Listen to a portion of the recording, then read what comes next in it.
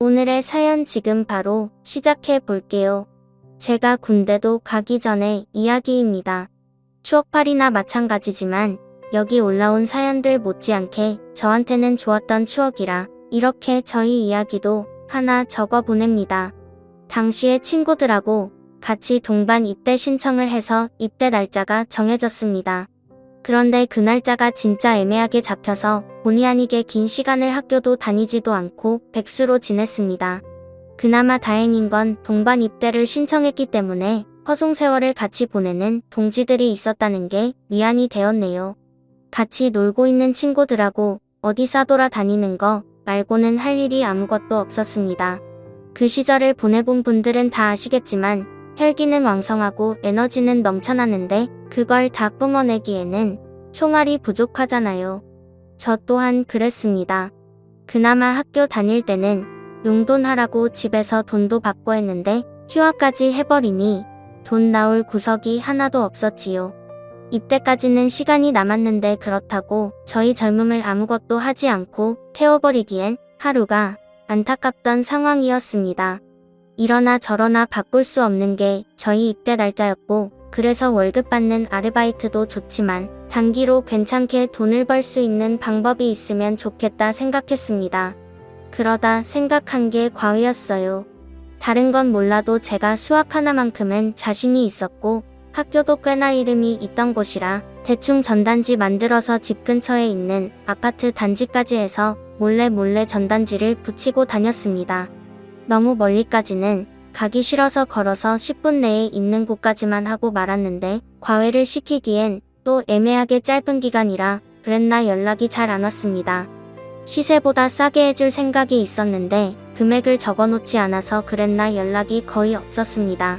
결국 수중에 돈이 다 떨어질 때까지 저한테는 아무런 연락이 오지 않았고 그래서 그냥 다른 아르바이트 자리나 찾아봐야겠다 자포자기하고 그나마 집 근처 가까운 곳에서 일할 만한 곳이 있나 찾아볼 요량이었습니다. 당구장에서 친구들이랑 죽치고 시간 보내고 있는데 그날따라 담화가 엄청 잘 붙더군요. 한참 집중하고 있는데 전화가 왔습니다. 과외 선생님을 찾는 전화라고. 그렇게 기다리던 전화였는데 당구 치는데 정신이 팔려서 다음 날에 제가 직접 찾아뵙겠다 말하고 주소만 대충 받아놓고 전화를 끊었습니다. 문자로 받은 주소를 보고 갔는데 제가 전단지에 붙여놓은 아파트가 아니더라고요. 거기서 조금 더 구석으로 들어가야 있는 조금 오래된 빌라였습니다. 제 전단지는 어떻게 보고 연락을 준 건지 싶더라고요. 초인종을 누르니 전화에서 들었던 목소리가 들려왔습니다. 목소리만 들었을 때는 몰랐는데 문을 열고 나온 여자를 보니 갑자기 제 온몸에 열이 확 오르고 얼굴이 뜨거워지는 게 느껴졌습니다. 굳이 비교하자면 연예인 누구를 닮은 동그란 계란형 얼굴을 가진 여자였는데 솔직히 과외를 알아볼 정도로 큰 자식이 있는 애엄마라는 생각은 하나도 들지 않는 동안의 미모였습니다. 심지어 주름 하나 보이지 않는 새하얗고 투명한 피부에 한참 점심이 지난 시간이었는데도 화장기 하나 없는 얼굴만 봤을 때 대학생인 저랑 둘만 두고 본다면 누가 더 나이가 많은 사람인지 구분하기 힘들 정도라 생각했습니다. 긴장해서 그런가 문 앞에서 서투른 인사를 하고 상담을 해보겠다며 그녀를 따라 집 안으로 들어갔습니다. 집에서 있는다고 너무 편하게 입고 있었는데 내 눈치를 안 보는 건지 아니면 조금 보여줘도 상관없는 건지 그런 부분에서는 그녀가 분명 내 또래의 여자는 당연히 아니고 아줌마라는 사실을 깨닫게 해줬습니다. 집이 좁아서 저는 소파에 앉았는데 그녀는 저를 마주보고 앉아야 하니 소파 앞 테이블을 두고 바닥에 앉더라고요. 무릎으로 앉아서 허리를 꼿꼿하게 세우고 있는데 그래도 제 시야가 위에서 아래를 내려다볼 정도로 높이 차이가 있는 자세였으니 이거 상담을 하면서도 눈을 어디다 둬야 할지 정말 고역이었습니다. 그녀한테는 아들이 한 명 있었는데 예체능 게 지망이라 공부를 더럽게 안 한다 뭐 이런 이야기를 했던 것만 기억이 나네요. 아직도 그녀가 위아래가 붙어있는 원피스를 입고 내 앞에 무릎 꿇고 앉아서 살짝 상기된 얼굴로 저를 쳐다보던 그 장면은 생생한데 그때 나눈 이야기가 무슨 정신에 나눈 이야기였는지 자세히 기억은 나지 않습니다. 아무튼 그렇게 저는 단기로 과외를 하게 되었습니다. 어쩌다 동네 아는 아줌마에 놀러 갔다가 제가 전단지 돌려놓은 걸 봤던 것 같더라고요. 당장 과외시키기에는 형편이 어려운 상황이었는데 기간도 짧고 하는 걸 보니까 제가 군입대 앞두고 돈 벌려는 것 같아서 연락을 준 거라고 하더군요. 제가 원한 것보다 거리가 조금 멀어지긴 했는데 여전히 걸어 다닐 만한 거리에 매일같이 그녀를 만날 생각을 하니 오히려 좋았습니다. 예체능 게 지망에 공부를 더럽게 안 한다 그래서 걱정했는데 몇 번 가르쳐보니 애가 생각보다 똑똑하더라고요. 알려주는 대로 족족 그대로 흡수를 하고 질문도 많고 말이죠. 그런데 제가 설명도 잘 못하고 버벅이는 걸 보니 이 친구가 제가 과외하기에는 조금 많이 모자라다는 걸 눈치를 챈 모양이었습니다. 그래서 조만간 잘리겠거니 싶어서 저도 에라 모르겠다 싶어서 가르쳐주는 건 대충 하고 그냥 수다나 떨고 하면서 놀기 시작했죠. 그러다 보니 조금 친해지게 되었습니다. 한 달 조금 넘게 지났는데 아줌마가 잠깐 저 좀 보자고 하길래 이제 드디어 과외 자리 잘리겠거니 싶었습니다. 한 달 조금 넘게 한 거 돈만 받아내면 되겠다 이 생각을 하고 있었는데 아줌마가 저한테는 안대없이 고맙다고 하더라고요. 예상치도 못한 말에 무슨 말을 하는 건가 싶었는데 애가 남편이 세상을 떠나고 난 뒤로 많이 우울해 있었는데 요즘 제가 과외를 시작하고 나서 제 이야기도 많이 하고 잘 웃고 많이 밝아졌다고 하는 겁니다. 저는 당연히 남편분은 출근해서 집에 없는 거라고 생각했는데 사별했을 거라고는 생각도 못했어요. 아줌마는 아들이 저한테 말해줘서 그 사실을 이미 알고 있었을 거라 생각했던 것 같습니다. 좋은 게 좋은 거라고 저도 그냥 이미 알고 있던 척 연기를 시작했지요. 아마 아줌마도 제가 실력이 모자란 건 알고 있는데 애가 마음을 열고 밝아지기 시작하니 그 부분을 높게 샀던 것 같습니다.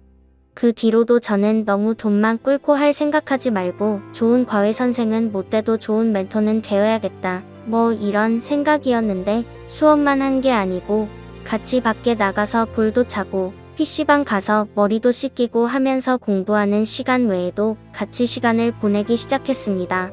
그런데 아줌마가 하루는 저녁 식사 좀 하고 가라며 저를 붙잡더라고요. 남의 집에서 식사를 대접받았는데 설거지까지는 아니더라도 뒷정리는 좀 도와줬습니다. 아줌마가 키가 작은 편이었는데 높은 데 있는 그릇 같은 거 꺼내주기도 하고 뒤로 넘어간 거 정리해주기도 했지요. 그 빌라가 평소도 엄청 작은 빌라였어서 부엌 키가 많이 좁은 편이라서 본의 아니게 아줌마와 몸이 닿는 일이 빈번했어요. 처음에는 살짝 닿기만 해도 깜짝깜짝 놀랐는데 언젠가부터는 서로 즐기기 시작한 건지 일부러 대놓고 스치기 시작했습니다. 가령 예를 들자면 싱크대 앞에 식탁이 있고 그래서 싱크대 앞쪽에는 한 사람이 겨우 서 있을 틈 정도밖에 없거든요. 그런데 제가 일부러 물 가지러 간다고 냉장고에 가는 척 싱크대 앞에 서 있는 그녀의 뒤에 바싹 달라붙어서 지나가곤 했어요. 몇 번을 계속 그렇게 하니 조금씩 행동이 대담해지기 시작했습니다. 하루는 그녀가 찬장 맨 위에 있는 뭘 꺼내달라고 하더라고요. 그래서 제가 알겠다 말하고 그녀를 마주보고 서서 어깨를 감싸 안듯 껴안은 뒤 까치발을 들어 맨 위에 있는 걸 꺼내서 내렸습니다. 중심 잡기 위해 지탱하는 것처럼 꾸미긴 했지만 누가 봐도 제가 그녀를 껴안으려고 수작을 부린 것과 마찬가지였지요. 그런데 언젠가부터 아줌마도 제가 일부러 저런다는 걸 알고는 그런 저를 받아주기 시작하더군요. 동안이라 화장이 따로 필요 없을 정도로 아름다운 그녀였지만 언젠가부터 제가 수업 때문에 방문을 하면 머리도 정돈되어 있고 입술도 빨갛게 칠해놓고는 화장을 하고 저를 맞이하기 시작했습니다. 그리고 매번 수업이 끝나면 저녁까지 먹고 가는 게 저의 일상이 되었지요. 그녀가 저한테 잘 보이기 위해 화장을 하고 있는 건가 궁금해져서 과외 끝나고 빌라 골목에서 기다렸던 적도 있는데 그녀가 딱히 밖에 나오거나 하지는 않더라고요. 순전히 저 때문에 그러는 거라는 걸 딱 눈치채게 되었습니다. 그러던 어느 날이었는데 수련회 일정 때문에 수업이 따로 없던 상황이었습니다. 일부러 그런 건 아니고 그때 저도 입대 날짜가 하루하루 가까워지면서 정신이 없어서 까먹었던 거예요. 그날따라 집을 나섰는데 나온 지 5분도 안 돼서 비가 주룩주룩 내리더군요. 집에서 가까운 거리였던지라 돌아가나 아줌마 집으로 가나 시간 걸리는 건 거의 비슷해서 그냥 후딱딱 뛰어갔습니다. 그런데 빗줄기가 상상 이상으로 거세지기 시작했고 쫄딱 젖어버리게 되었습니다. 그 집에 도착해서 초인종을 눌렀는데 아줌마가 저를 깜짝 놀라면서 맞이하더라고요. 수업이 없었으니 그녀도 제가 올 거라 생각을 안 하고 있었고 오랜만에 화장도 안 하고 있었습니다. 화장한 모습도 예쁘지만 저에게 익숙한 건 자연스러운 그 모습이었기에 오히려 오랜만에 그런 그녀를 마주하니 더 설레기 시작했습니다. 수업이 없어서 그냥 돌아가도 되었지만 그녀는 비에 잔뜩 젖어버린 저를 보더니 들어오라고 하더라고요. 비라도 말리라고. 안 그러면 감기 걸린다고요. 급하게 갈아입을 옷이라고 꺼내줬는데 제가 입기에도 사이즈가 넉넉한 게 아마 죽었다는 남편이 입던 옷인 것 같았습니다. 굵은 빗줄기가 창문을 때리는 소리만 들릴 뿐 그 집안에서 그녀와 저는 서로를 응시한 채 아무 말도 나누지 못하고 있었습니다. 2시간 정도 후에 소나기가 그치고 집 안으로 햇살이 들어서기 시작했을 때는 그녀는 그녀의 방 안에서 제 팔을 베고 누워 있었습니다. 결국 저는 그녀와 사랑에 빠지게 되었던 거죠. 그렇게 군대 입대 직전까지 함께 붙어 있었고 군대 다녀와서 꼭 다시 돌아오겠다. 아빠가 되지는 못해도 최선을 다하겠다 작별 인사를 했는데 그녀의 표정이 감동을 한 건지 엄청 의외라는 표정이었습니다. 당연히 저는 그녀가 저를 기다릴 줄 알았는데 입대 후 첫 휴가를 나오고 군복을 입은 늠름한 모습을 보여주고자 그녀 집에 찾아갔는데 초인종을 누르니 웬 모르는 사람이 튀어나오더군요. 전에 살던 분은 어디 갔냐고 물으니 저한테는 말도 없이 이사를 떠났던 겁니다. 마지막 날 보여줬던 당황스러운 표정은 저를 기다리겠다는 뜻이 아니고 부담스럽다는 표정이었나 봅니다. 이렇게 저의 첫사랑의 추억은 끝이 납니다. 아직도 소나기가 오면 축축한 빗소리에 가장 먼저 떠오르는 게 그녀입니다. 아마저도 오래된 기억이기에 그녀가 더 아름답게 제 머릿속에 자리 잡았을 수도 있다고 생각합니다만 아직도 그때의 향기 그때의 분위기를 생각하면 제 인생에 2번은 없을 좋은 추억이라는 생각이 드네요. 오늘의 사연은 여기까지네요. 긴 사연 끝까지 들어주셔서 감사합니다. 구독과 좋아요 잊지 말아주세요.